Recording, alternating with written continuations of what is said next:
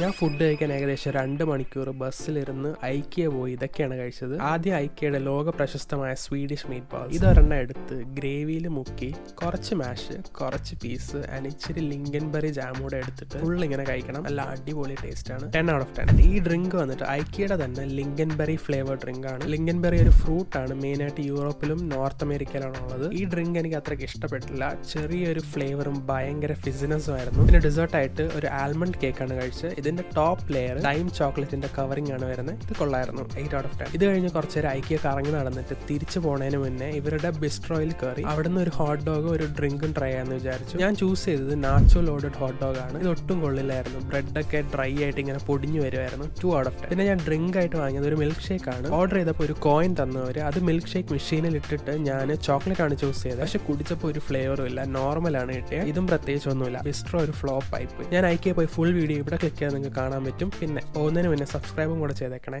Okay, by.